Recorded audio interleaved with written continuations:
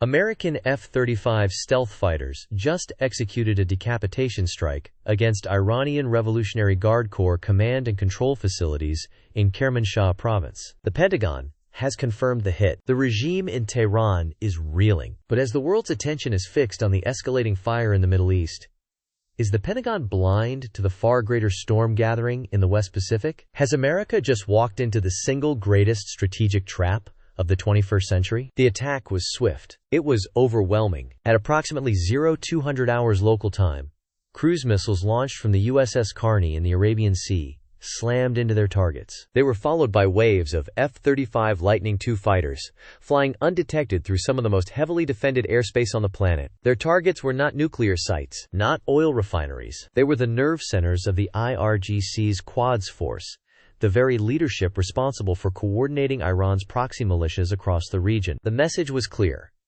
America's patience has run out. Iran's response was immediate and furious. State media is broadcasting non-stop threats of retaliation. Their entire missile force, one of the largest in the world, has reportedly been brought to its highest state of readiness. The Strait of Hormuz, the artery through which nearly a quarter of the world's oil flows, is now a powder keg. The USS Gerald R. Ford carrier strike group is steaming at flank speed to reinforce the Fifth Fleet. All eyes are on Iran, and that is precisely what Beijing was counting on. For years, military strategists at the PLA's National Defense University in Beijing have wargamed this exact scenario. They have a name for it: the distraction gambit. The theory is brutally simple. The United States military, for all its power, is a force optimized for a single major conflict. It is not structured to fight two peer-level adversaries on opposite sides of the globe simultaneously. They knew that if America could be drawn into a significant, resource-intensive conflict in the Middle East, a window of opportunity would open. A fleeting, once-in-a-generation window to solve what they call their Taiwan problem, once and for all. That window is now open, and just moments ago, that theory became operational reality. New satellite intelligence, confirmed by sources in Japanese intelligence, shows a mass exodus of People's Liberation Army Navy vessels from their heavily fortified bases at Yulin on Hainan Island and Zhanjiang in Guangdong Province. This is not a drill. This is not a scheduled exercise. We are tracking at least 3 Type 075 amphibious assault carriers, China's dedicated helicopter landing docks, fully loaded. They are flanked by no less than 8 Type 055 destroyers, the most advanced surface combatants in the Chinese fleet. Their transponders are off. They are moving in combat formation. Their destination, the Taiwan Strait. The scale is unprecedented. This is the largest amphibious task force assembled by any nation since the 1980s. The Type 075s alone can carry nearly 3,000 Marines and dozens of attack helicopters. They are floating fortresses designed for a single purpose: to put PLA boots on Taiwanese soil. The destroyers accompanying them form a lethal protective screen, armed with advanced anti-air and anti-ship missiles, creating a shield under which the invasion force can advance. This is the tip of the spear. But the assault is not just coming from the sea. The air dimension is even more alarming. For the past 6 hours, the Taiwan Air Defense Identification Zone has been systematically violated, not by the usual handful of J-10 or J-16 fighters. Today, the PLAAF is sending everything. H-6K bombers, capable of carrying nuclear-tipped cruise missiles, are flying patterns just outside Taiwanese airspace, escorted by flotillas of Su-35 and J-20 stealth fighters. Most critically, KJ-500 airborne early warning and control aircraft are now on station 24/7, painting a complete electronic picture of the battlefield for PLA commanders. They are blinding Taiwan before the first shot is even fired. This multi-domain assault aligns perfectly with leaked documents outlining the PLA's Joint Sword operational plan. Stage 1. Achieve information dominance and electronic suppression. Stage 2. A massive missile and rocket artillery barrage to destroy all of Taiwan's major airfields, radar installations, and government buildings within the first hour. Stage 3.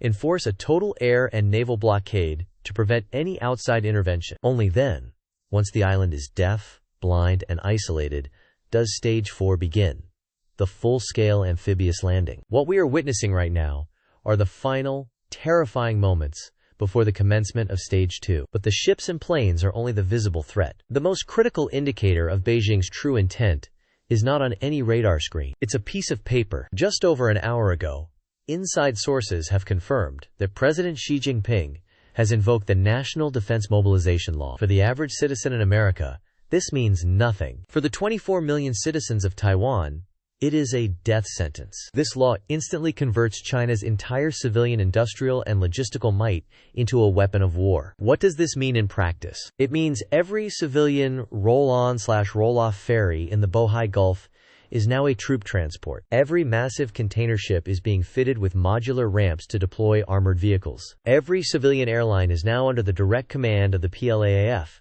its pilots and planes tasked with moving paratroopers and supplies. It is the mobilization of an entire nation for total war, a feat of logistics and state control the West can barely comprehend. They are not just sending an army to take Taiwan.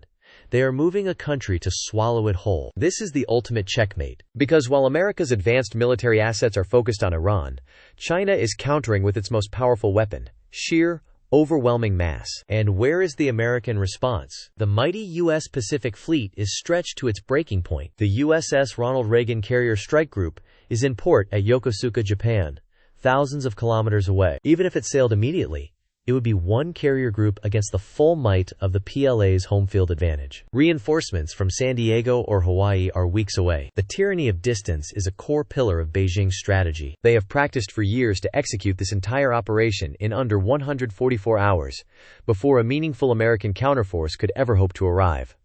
The trap wasn't just about distracting the White House. It was about manipulating the physical location of America's most vital military hardware. This leads to the most chilling question of all. Was the initial Iranian provocation the very act that drew the American military into the Middle Eastern quagmire? A random act of aggression? Or was it a deliberately coordinated move with Beijing? The timing is too perfect, the execution too clean. We are seeing two seemingly separate geopolitical crises unfolding. But they may be two fronts in the same war. A meticulously planned, coordinated assault on American power, designed to cripple its influence in both theaters at once. The Pentagon is facing a nightmare scenario. But what if the plan isn't just to stretch U.S. forces between two fronts? What if the plan is to shatter them? Signals Intelligence, just intercepted from Taipei, is reporting a new surge of PLA communications. They are using a new code word, one never heard before in any exercise. The code word is Island Chain Lockdown. This is not just about Taiwan anymore. Island Chain Lockdown implies a far broader operation than a simple invasion. It suggests a simultaneous move to seize or neutralize every key strategic point along the first island chain, effectively turning the entire South and East China Sea into a Chinese lake and trapping all U.S. forces within it. Small, Taiwanese-controlled territories like the Pratas and Taiping Islands are likely the first to fall, taken by stealth in the opening hours. But the chatter also indicates feints and aggressive posturing towards the Japanese-controlled Senkaku Islands, a move designed to paralyze Tokyo and test the limits of the U.S.-Japan Security Treaty. This is the doctrine of anti-access area denial, or A2AD, made manifest. And as of 30 minutes ago, NORAD confirms it has detected the telltale heat blooms of silo lids opening across mainland China. These are not conventional ICBMs aimed at the American homeland. Satellite reconnaissance confirms these are the launch brigades for the DF-21D and the DF-26, the infamous carrier-killer anti-ship ballistic missiles. Their sole purpose is to strike a moving aircraft carrier from over 1,500 kilometers away. They are now active. Their targeting systems are hunting for the USS Ronald Reagan. But how does a missile, fired from 1,000 kilometers inland, hit a warship moving at 30 knots in the open ocean? The answer isn't in the missile itself. It's in space. To hit a moving carrier, China relies on a complex kill chain, a network of satellites, over-the-horizon radar, and long-range drones that find the target and guide the warhead in its final moments. To save the Reagan, the U.S. doesn't need to shoot down the missiles. It needs to blind the shooter. And that's where the story takes a turn that no one, not in the Pentagon, not in Beijing, could have predicted. Just moments ago, the U.S. Space Force detected a massive, coordinated cyber attack targeting the entire Chinese satellite reconnaissance network. A cascade of system failures, targeting errors, and data blackouts. The kill chain was being severed. But here's the part that is sending shockwaves through NORAD. The attack isn't coming from them. So who is it? Who else has the capability and the motive to launch a cyber offensive of this scale at this exact moment? The digital signature has been confirmed. The attack is originating from a single, fortified bunker just outside of Pyongyang. It's North Korea. This makes no sense. Why would North Korea attack its only major ally during the most critical military operation in its history? Is it a catastrophic miscalculation? A rogue general? Or is it something far more sinister? A double cross of unimaginable proportions. We are now getting unconfirmed intelligence that a new directive has just been issued to the USS Ronald Reagan's Strike Group commander. Believing the Chinese targeting satellites are now blind and crippled, the Reagan is being ordered not to flee, but to move closer to the Taiwan Strait, to project power and call Beijing's bluff. But what if this isn't a betrayal? What if it's a trap? A false flag cyber attack, designed by Beijing and executed by Pyongyang, to create the illusion of a system failure? A ploy to lure the Reagan into a pre-designated kill box, where every sensor and weapon is already waiting. They're not just hunting the carrier anymore, they are baiting it. The United States military may be acting on intelligence that has been deliberately poisoned by its worst enemies, sending its most powerful regional asset into the very teeth of the dragon. But what if the missiles were just the distraction? A U.S. submarine shadowing the carrier just broke radio silence with an emergency message. It's not a missile threat they're seeing, it's a ghost fleet rising from the abyss. They were already there, waiting, dozens of them. These aren't submarines. The acoustic signatures are all wrong. They're smaller, faster, and there are too many of them. They are unmanned underwater vehicles, a wolfpack of networked, AI-driven hunter-killers, designed to swarm a carrier strike group and overwhelm its defenses with sheer numbers. They are the dragon's teeth, sown in the deep months, or even years, ago, waiting for the signal to rise. The Reagan's escorts are firing countermeasures, launching their own anti-submarine helicopters.